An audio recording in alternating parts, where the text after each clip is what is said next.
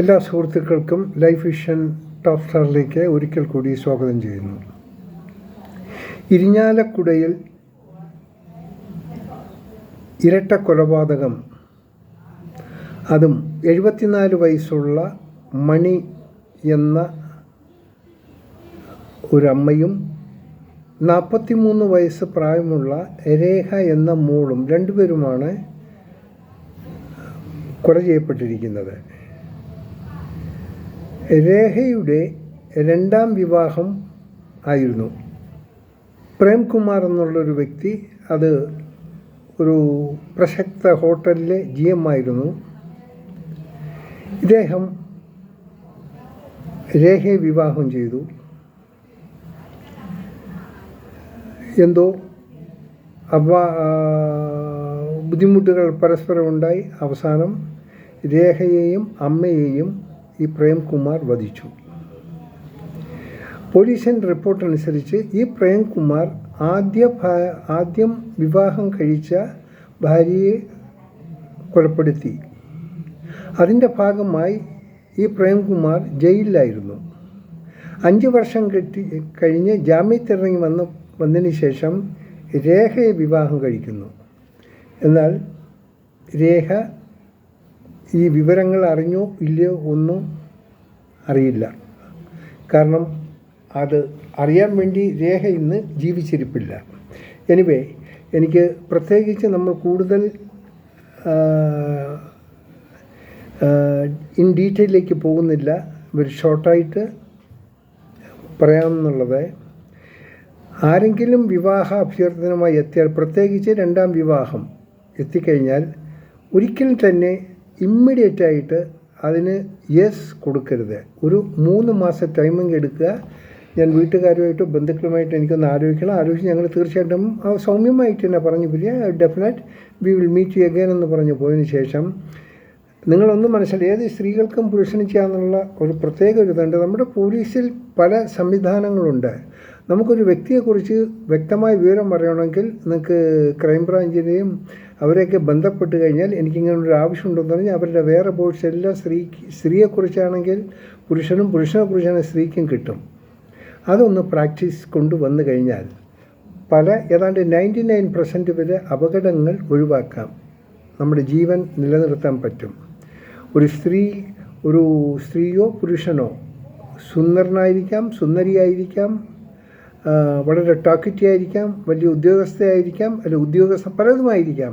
പക്ഷെ എങ്കിൽ തന്നെയും ഒരാളെ കണ്ടു കഴിഞ്ഞാൽ ഉടൻ തന്നെ നമ്മൾ ഒരാളിലേക്ക് പെട്ടെന്നങ്ങ് ആകൃഷ്ടനാകുന്ന രീതി ഉണ്ടാകാൻ പാടില്ല. അതുകൊണ്ടെങ്കിൽ തന്നെ ഇത് മനസ്സിൽ സൂക്ഷിക്കുക. കെട്ട കാലമാണ്. നമുക്ക് ആരെയും വിശ്വസിക്കാൻ പറ്റുന്നൊരു സമയമല്ല.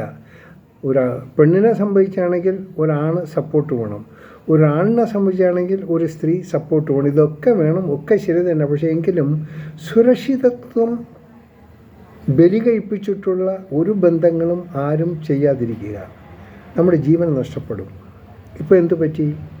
രേഖ ആദ്യം വിവാഹം കഴിച്ചു, ഈ പ്രേംകുമാറും ആദ്യം വിവാഹം കഴിച്ച്, ഇത് രണ്ടാം വിവാഹമാണ്.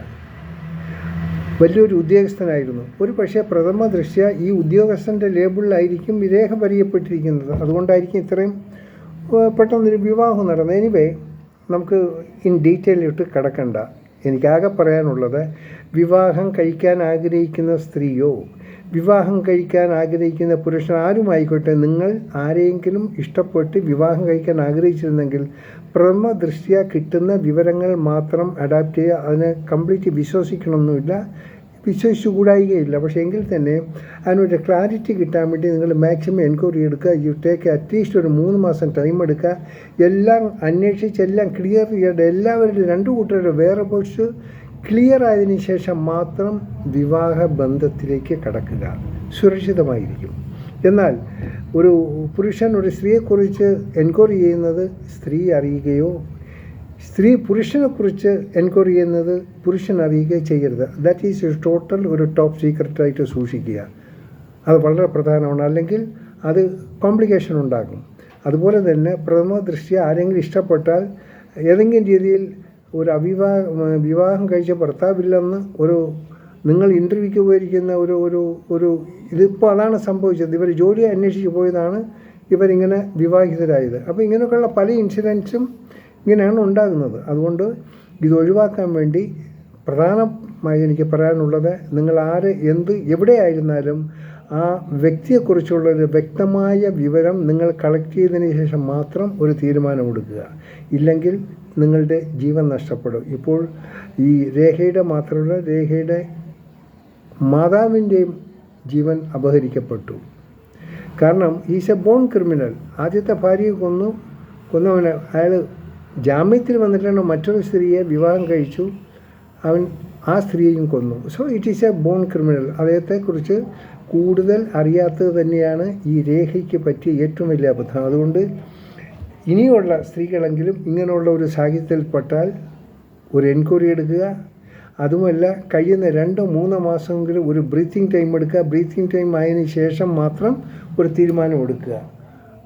അങ്ങനെയാണെങ്കിൽ നമുക്ക് അപകടങ്ങൾ ഒഴിവാക്കാം, നമ്മുടെ ജീവൻ നിലനിർത്താനും സാധിക്കും. ഇനിയും ഇങ്ങനെയുള്ള ഒരു മരണവാർത്ത കേരളക്കരയിൽ ഉണ്ടാകാതിരിക്കട്ടെ. എല്ലാവരും ശ്രദ്ധിക്കുക. കാണാം വീണ്ടും മറ്റൊരു വീഡിയോയിലൂടെ. ഞാൻ GK തുമ്പക്കാരാണ്. Thank you.